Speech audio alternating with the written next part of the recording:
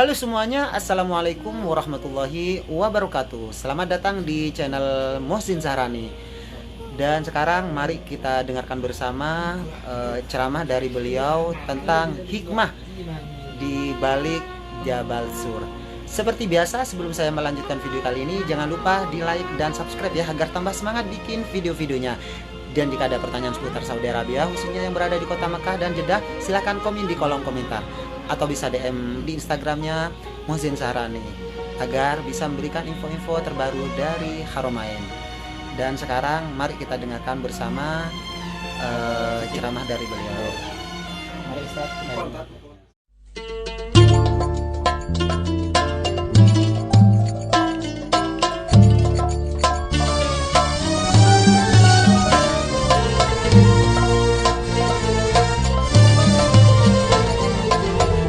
Bismillahirrahmanirrahim. Assalamualaikum warahmatullahi wabarakatuh.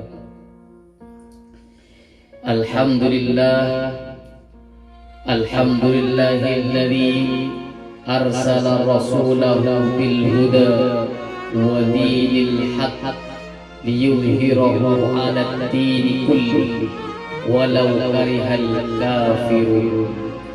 Wassalatu wassalamu ala khairil khalq Muhammadin sallallahu alaihi wasallam wa ala alihi wa ashabihi wa man tabi'ahu bi ihsanin ila yaumiddin.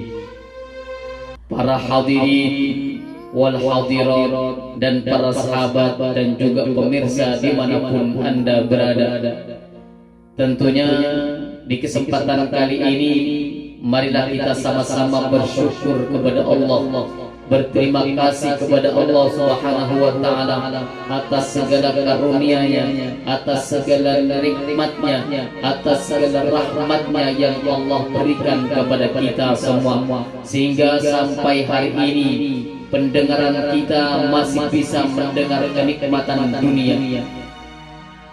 Pandangan kita masih diberikan kesehatan oleh Allah Subhanahu wa taala. Jasad dan tubuh kita masih bisa melangkahkan kaki kita untuk menuju kebaikan-kebaikan yang Allah perintahkan di muka buminya Allah Subhanahu wa taala.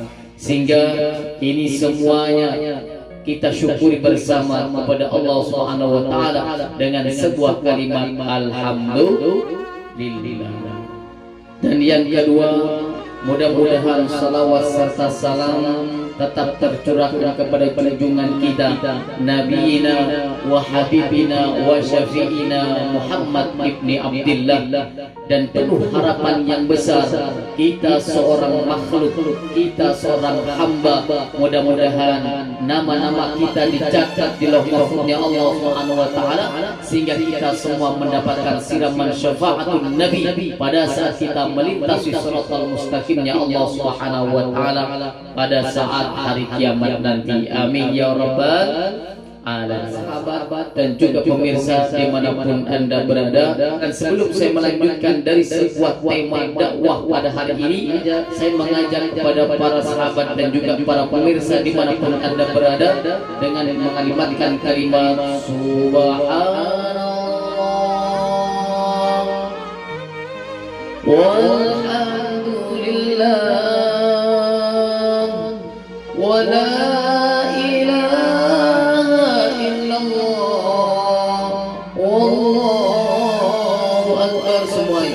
subhanallah walhamdulillah wa la ilaha illallah wallahu akbar.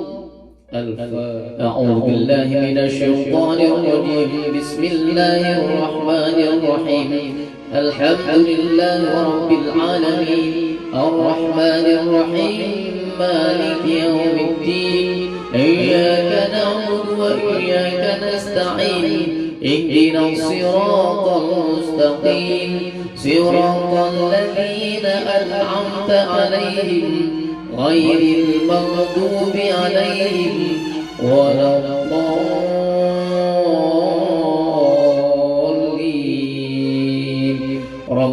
اغفر لي ولوالدي وللمؤمنين آمين. Alhamdulillah, mudah-mudahan dengan berkah wasilah bacaan Fatihah kita semua diberikan kesehatan jasmani dan rohani oleh Allah Subhanahu wa taala, sehingga kita semua dijaga oleh Allah Subhanahu wa taala, diselamatkan oleh Allah Subhanahu wa taala dari berbagai maksiat-maksiat yang dibenci oleh Allah Subhanahu wa taala. Para hadirin dan para hadirat yang dimuliakan oleh Allah Subhanahu wa taala, dan tentunya pada malam hari ini saya akan berbagi cerita tentang di mana hijrahnya Rasulullah sallallahu alaihi wasallam dari kota Makkah menuju kota Madinah Al-Munawwarah. Namun sebelumnya saya akan menceritakan dari titik awal lahirnya Rasulullah sallallahu alaihi wasallam sampai beliau dibesarkan oleh seorang ibu, yang mana ibu susuan yang bernama Halimatus Sa'diyah, sehingga sampai hijrahnya Rasulullah SAW dari kota Makkah menuju kota Yathrib.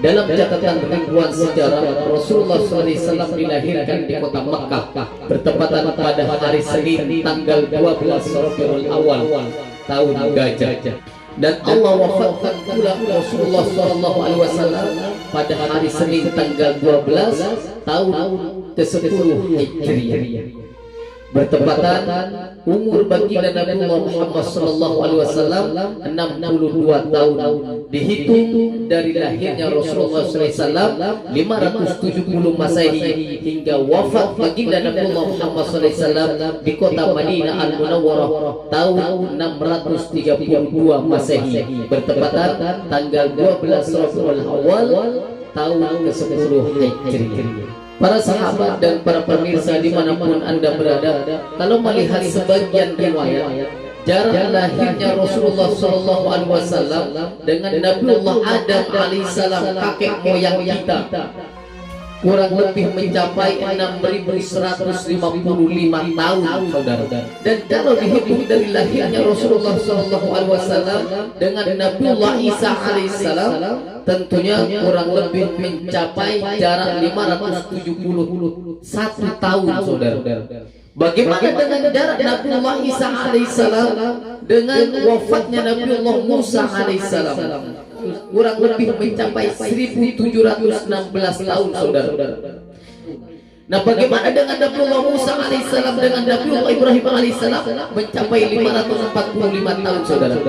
Dan bagaimana dengan jarak Nabiullah Ibrahim alaihissalam dengan terjadinya air bah yang terjadi pada masa Nabiullah Nuh alaihissalam, yang diperintahkan oleh Allah Subhanahu wa taala membuat sebuah kapal untuk keselamatan seluruh umat manusia menjadi pengikut Nabiullah Nuh alaihissalam, yang dijanjikan oleh Allah Subhanahu wa taala di situ mencapai 1080 tahun, saudara. Yang terakhir, bagaimana jarak dengan terjadinya air bah yang terjadi pada masa Nabiullah Nuh alaihissalam dengan Nabiullah Adam alaihissalam, di situ mencapai 2242 tahun, sehingga alhasil kalkulasi semuanya mulai dari Nabiullah Adam alaihissalam sampai lahir Nabiullah Muhammad sallallahu alaihi wasallam kurang lebih sekitar 6.155 tahun. Subhanallah, subhanallah. Tentunya kita semua sekarang berada di masa tahun 2020 yang harus kita syukuri bersama dengan sebuah kalimat Alhamdulillahi Rabbil Alamin. Para sahabat dan para pemirsa dimanapun Anda berada, kita tentunya kembali kepada poin di mana Rasulullah SAW dilahirkan oleh Allah Subhanahu wa taala dalam keadaan yakin. Karena apa? Karena ayah baginda Nabi Muhammad SAW meninggal di kota Madinah dalam sebuah perjalanan dari negara Syam menuju kota Makkah Al-Mukarramah. Beliau dalam keadaan sakit parah sehingga singgah terlebih dahulu di kota Madinah Al-Munawwarah di rumah pamannya di Bani Najjar, sehingga Allah wafatkan di sana dan dimakamkan di kota Madinah Al-Munawwarah sebelum 2 bulan kelahiran baginda Nabiullah Muhammad sallallahu alaihi wasallam. Rasul lahir pada tanggal 12 Rabiul Awal yang dikenal dengan tahun gajah atau tahun Al-Fil, dan dibesarkan oleh ibu tercintanya yang bernama Siti Aminah yang sangat mencintai baginda Nabi Muhammad SAW. Akan tapi umur beliau tidak panjang, saudara. Beliau diwafatkan oleh Allah Subhanahu wa taala pada saat Rasulullah SAW diajak oleh ibu tercintanya menuju kota Madinah menziarahi ayah andanya Abdullah bin Abdul Muttalib di kota Madinah Al-Munawwarah. Rasulullah SAW sangat bahagia pada saat diajak oleh ibunda tercintanya menuju kota Madinah Al-Munawwarah, dan bahkan Rasulullah SAW dalam sebuah sejarah sangat bersedih pada saat diajak kembali, diajak pulang menuju kota Makkah Al-Mukarramah. Akan tapi kesedihan itu dibalas oleh ibunda tercintanya, dan pada saat berada di atas untanya beliau menceritakan tentang keindahan kota Madinah dan keindahan perjalanan beliau dari kota Madinah menuju kota Makkah Al-Mukarramah, sehingga Rasulullah SAW dikagetkan dengan sebuah kejadian yang sangat tidak diinginkan oleh beliau, di mana ibunda tercintanya jatuh sakit pada saat perjalanan kembali dari kota Madinah menuju kota Makkah Al-Mukarramah, bertepatan di sebuah wadi atau di sebuah kampung yang dikenal dengan perkampungan Abwa, di mana disitulah beliau dimakamkan ibunda tercinta baginda Nabi Muhammad SAW, sehingga Rasulullah SAW diasuh oleh kakeknya yang bernama Abdul Muttalib yang sangat mencintai baginda Nabi Muhammad SAW setelah wafatnya ibundanya Siti Aminah ini. Tapi lagi-lagi Rasulullah SAW mendapatkan ujian dari Allah Subhanahu wa taala, di mana kakek Rasulullah SAW meninggal dunia, sehingga asuhan itu diambil alih oleh pamannya yang bernama Abu Thalib, ayah dari Sayyidina Ali bin Abi Thalib karramallahu wajhahu. Para sahabat dan para pemirsa, perlu kita ketahui di mana Rasulullah SAW dilahirkan di kota Makkah, yang dibesarkan oleh seorang ibu susuan yang bernama Siti Halimatus Sa'diyah, dibawa ke sebuah kampung yang bernama Kampung Bani Sa'ad yang jauh dari kota Makkah Al-Mukarramah. Di sanalah Rasulullah SAW dibesarkan dengan membawa keberkahan yang sangat luar biasa dalam kehidupan rumah tangga dari Siti Halimatus Sa'diyah, ibu susuan baginda Nabi Muhammad SAW. Ada sebuah ketentraman, sebuah kebahagiaan, bahkan sebuah kesejahteraan dalam rumah tangganya, sehingga kedamaian, ketentraman terjadi dalam kehidupan mengasuh seorang putra dari kota Makkah Al-Mukarramah yang bernama Muhammad Sallallahu Alaihi Wasallam. Para sahabat dan para pemirsa dimanapun anda berada, tentunya Rasulullah Sallallahu Alaihi Wasallam tinggal dengan Siti Halimatus Sa'diyah. Ada yang mengatakan 4 tahun, ada pula yang mengatakan 6 tahun. Wallahu a'lam bishawab. Intinya Rasulullah Sallallahu Alaihi Wasallam dikembalikan oleh ibu susuan ini semenjak kejadian sebuah peristiwa di mana Rasulullah SAW dicuci hatinya atas perintah Allah Subhanahu wa taala, sehingga kekhawatiran itu muncul di hati Halimatus Sa'diyah demi keselamatan baginda Nabi Muhammad SAW. Beliau sepakat dengan suami tercintanya mengembalikan ke kota Makkah Al-Mukarramah pangkuan ibunda tercintanya, sehingga Rasulullah SAW menjadi anak yang sangat luar biasa, anak yang hebat, anak yang sangat cerdas, jadi anak yang berbudi pekerti yang luhur di seluruh kota Makkah Al-Mukarramah, sehingga banyak dari kalangan-kalangan mereka yang sangat menggagumkan baginda, yang sangat mencintai baginda Nabi Muhammad SAW, sampai beliau menjadi seorang nabi, menjadi seorang rasul, diangkat oleh Allah Subhanahu wa taala untuk menebarkan kalimat la ilaha illallah Muhammad Rasulun minallah di seluruh kota Makkah, bahkan diubahkan ke seluruh penjuru dunia sampai sekarang ini. Nah, mulai dari sejak itulah orang-orang kafir, orang-orang Quraisy membenci ajaran baginda Nabi Muhammad SAW. Walaupun pada hakikatnya beliau mencintai akhlakul Nabi, akan tapi beliau membenci apa yang dibawa, apa yang diajarkan oleh baginda Nabi Muhammad SAW.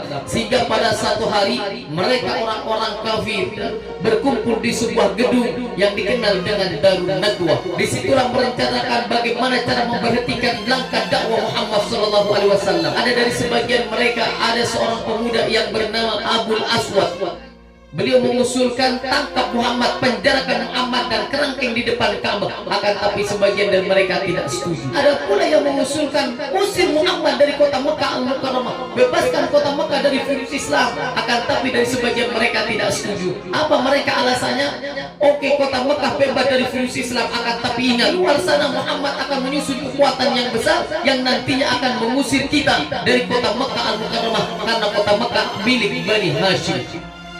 Karena awal sumber sejarah dari kota Mekah Al-Mukarramah datang dari seorang ibu yang bernama Siti Hajar, ibunda Nabiullah Ismail alaihi salam. Sehingga ketakutan ini terjadi pada tahun ke-8 Hijriah. Rasulullah sallallahu alaihi wasallam datang dari kota Madinah Al-Munawwarah dengan rombongan yang besar mengusir orang-orang kafir. Sehingga apa yang terjadi? Mereka semua keluar dari batasan tanah haram kota Mekah Al-Mukarramah dengan membawa dendam yang sangat luar biasa. Mereka menyusun kekuatan yang besar sehingga menyerang kota Mekah Al-Mukarramah kembali pada akhir tahun ke-10 Hijriah. Bahkan ada sebagian riwayat yang mengatakan awal dari tahun ke-11 Hijriah, sebelum Rasulullah SAW kembali dari kota Mekah menuju kota Madinah. Pada saat Rasulullah SAW melaksanakan Hajjul Wada, terjadilah sebuah peperangan yang dikenal dengan Perang Hunain atau Ghazwatul Hunain, terjadi di sebuah lembah yang dikenal dengan Ja'ranah. Para sahabat dan para pemirsa dimanapun Anda berada, ada sebuah usulan yang terakhir di Darun Nadwa yang dibawa oleh seorang pemuda yang bernama Abul Bukhtari. Beliau mengusulkan apa? Bunuhlah Muhammad, selesailah perkara. Akan tapi ikhtilaf dalam sebuah sejarah ini. Ada yang mengatakan Abu Jan yang menyerupai Saraqah bin Malik. Ada sebagian riwayat pula yang mengatakan Abu Jahal yang mengusulkan pembunuhan Muhammad sallallahu alaihi wasallam, benarkan oleh Abu Jan yang menyerupai Saraqah bin Malik ini. Intinya usulan yang terakhir cuma satu, bunuh Muhammad, selesai perkara. Ngapain kita repot? Sehingga usulan itulah yang diterima oleh seluruh kaum kafir pada saat itu, sehingga direncanakan kapan dan di mana untuk membunuh baginda Nabiullah Muhammad SAW. Sehingga Abu Jan mengusulkan pada saat itu, jikalau engkau tidak ingin tuntutan dari Bani Hashim, silakan kalian mencari satu persatu dari setiap kabilah, dari setiap kampung, seorang pemuda yang kuat, yang tegar, yang bisa menghadapi baginda Nabiullah Muhammad SAW. Sehingga dalam sebagian riwayat pada saat itu mereka mengumpulkan 11 pemuda untuk mengepung rumah Rasulullah SAW yang siap membunuh baginda Nabiullah Muhammad SAW. Jikalau keluar dari kamar Rasulullah SAW menuju ke Masjidil Haram, kota Makkah Al-Mukarramah. Akan tapi ingat saudara, kita punya rencana, kalian punya rencana, akan tapi sebaik-baik rencana adalah milik Allah Subhanahu wa Ta'ala. Sehingga apa yang terjadi pada saat mereka berencana bagaimana cara memberhentikan langkah Muhammad SAW untuk membunuh Rasul, pada saat itu Allah perintahkan malaikat Jibril untuk mengabarkan Rasulullah SAW berhijrah pada malam itu menuju kota Yasrib. Sehingga dalam sebagian riwayat Rasulullah SAW dihijrahkan oleh Allah Subhanahu wa Ta'ala bertepatan pada malam Jumat, di mana orang-orang kafir, di mana orang-orang Quraisy mengepung rumah Rasulullah SAW yang sudah siap membunuh Rasul jikalau keluar dari rumahnya menuju Masjidil Haram, kota Makkah Al-Mukarramah. Ingat, kita punya rencana, saudara punya rencana, akan tapi sebaik-baiknya perencana adalah rencana Allah Subhanahu wa Ta'ala. Dan Allah singgung dalam Al-Qur'anul Karimnya Allah Subhanahu wa Ta'ala yang sangat jelas, wa ilyamkuru bikal ladzina kafaru liyuthbituka aw yaqtuluka aw yukhrijuk wa yamkuruna wa yamkurullah wallahu khairul makirin. Apa kata Allah Subhanahu wa Ta'ala? Wa idh yamkuru bikal ladzina kafaru, hayya Muhammad, sampaikan kepada seluruh umatmu, sampaikan kepada mereka pada saat orang-orang kafir berencana bagaimana cara memberhentikan dakwah Muhammad, bagaimana cara mereka untuk memberhentikan langkah dakwah Muhammad. Ada dari sebagian mereka, tangkap Muhammad, penjarakan Muhammad, usir Muhammad dari kota Makkah Al-Mukarramah. Sehingga ada pula yang mengusulkan dari mereka, bunuh Muhammad, selesailah perkara. Kan tapi ingat, kita sebagai manusia hanya bisa berencana, bisa berusaha, akan tapi muqaddar yang terbaik itu datang dari Allah Subhanahu wa Ta'ala. Maka hikmah dari sebuah sejarah hijrahnya Rasulullah SAW, kita berdoa kepada Allah Subhanahu wa Ta'ala, mudah-mudahan keluarga kita menjadi keluarga yang sakinah, mawaddah warahmah, dan mudah-mudahan Allah lahirkan anak-anak kita, putra-putri kita menjadi anak yang soleh dan soleha, insya Allah. Karena apa? Karena doa adalah silahul mu'min, senjata umat Islam di seluruh penjuru dunia ini. Rasulullah SAW tinggal di dalam sebuah gua ini selama 3 hari 3 malam, tidak bisa berdiri, bisanya hanya bisa duduk dan jongkok selama 3 hari 3 malam. Akan tapi ingat, dalam sebuah sejarah tidak ada sedikit pun keluhan yang datang dari lisan yang mulia Rasulullah SAW, bahkan dari Abu Bakar As-Siddiq yang menemani Rasulullah SAW pada saat itu. Kenapa? Karena Rasulullah SAW, Abu Bakar As-Siddiq melakukan karena ikhlas, cinta lillahi ta'ala.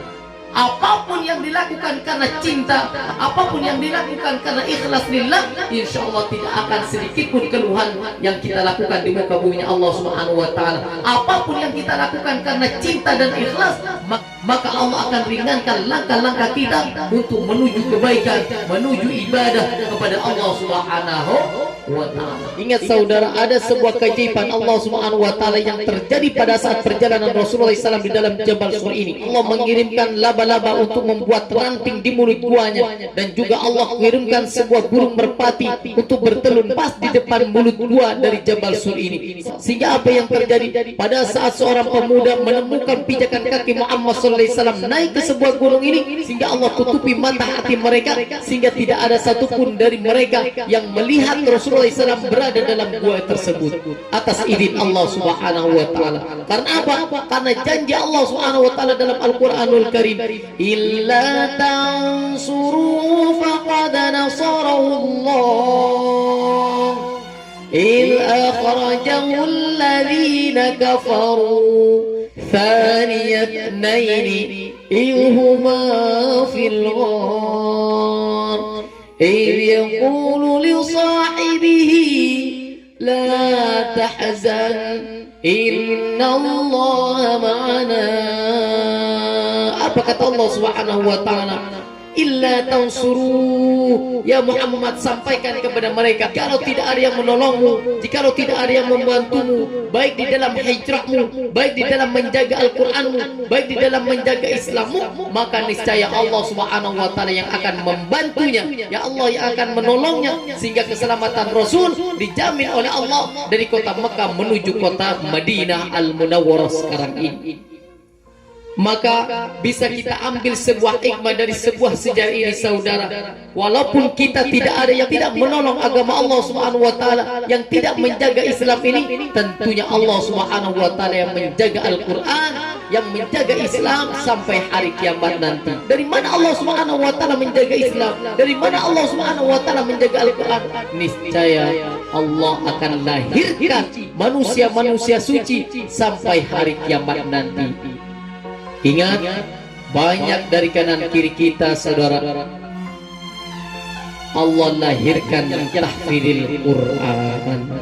Ingat saudara, Allah sudah perlihatkan di muka bumi Allah Subhanahu wa Ta'ala sampai sekarang ini. Banyak dari bayi-bayi yang baru lahir yang membawa tahfidil Quran ke muka bumi Allah Subhanahu wa Ta'ala. Bahkan di TV-TV kita siarkan anak-anak kecil yang bisa menghafal Al-Quran 30 juz. Tentunya inilah bukti tentara Allah Subhanahu wa Ta'ala akan dikirim di muka bumi Allah Subhanahu wa Ta'ala sampai akhir zaman nanti, insya Allah. Kita semua diberikan oleh Allah Subhanahu wa Ta'ala anak turunan yang ahli Al-Quran, yang ahli ilmu, membela agama Allah Subhanahu wa Ta'ala, menjadi warathatul anbiya insyaallah atas izin Allah Subhanahu wa Ta'ala. Sehingga akhir dari sebuah sejarah ini, Rasulullah SAW setelah 3 hari 3 malam diberangkatkan oleh Allah Subhanahu wa Ta'ala dari kota Mekah menuju kota Yasrib, yang ditemani langsung oleh Abu Bakar As-Siddiq dan juga penunjuk jalan yang bernama Abdullah bin Uraikid, seorang Yahudi yang dibayar langsung oleh Abu Bakar As-Siddiq untuk menemani perjalanannya menuju kota Yasrib pada saat itu.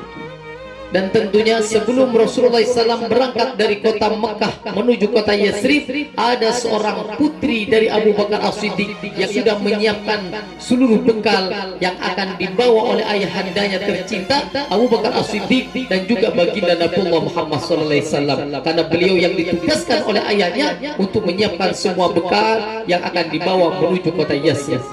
Dan ada pula manusia yang berjasa pada saat hijrahnya Rasulullah SAW yang bernama Abdullah bin Abu Bakar sebagai pembawa berita untuk melihat kelangsungan apa yang dilakukan oleh orang kafir, apa yang terjadi di kawasan orang kafir pada saat pengejaran hijrahnya Rasulullah SAW menuju kota Madinah Al-Munawwarah ini. Dan yang terakhir, pemuda yang berjasa di masa hijrahnya Rasulullah SAW yang bernama Amir bin Fuhairah sebagai pengembala kambing milik dari Abu Bakar As-Siddiq untuk kelangsungan hidup keluarga, putra dan putri Rasulullah SAW dan juga Abu Bakar As-Siddiq selama berada di kota Makkah Al-Mukarramah sebelum hijrah menuju kota Yathrib menyusul baginda Nabiullah Muhammad SAW. Di Madinah Rasulullah SAW disambut oleh kaum muhajirin dan ansar di sebuah kampung yang dikenal dengan Masjid Quba. Disitulah Rasulullah SAW disambut dengan sebuah kalimat yang sangat luar biasa. Tala'al badru alaina min thani yatil wada wajab syukru alaina mada'an lillahi da.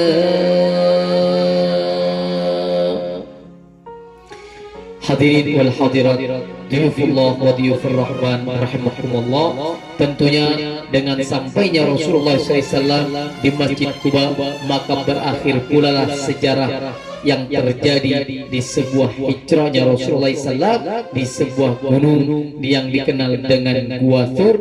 Disitulah Rasulullah SAW mengibarkan kalimat La ilaha illallah menuju ke seluruh penjuru dunia ini. Dan mudah-mudahan kita semua dan juga para pemirsa diberikan panjang umur oleh Allah Subhanahu wa taala dan berjumpa lagi di sejarah berikutnya di mana perjalanan dari Jabal Sur menuju ke Padang Arafah. Dan apa sejarah dari Padang Arafah insyaallah akan saya jelaskan di season yang kedua yang insyaallah atas izin Allah Subhanahu wa taala. Sekian dari saya, wa akhiran, assalamualaikum warahmatullahi wabarakatuh.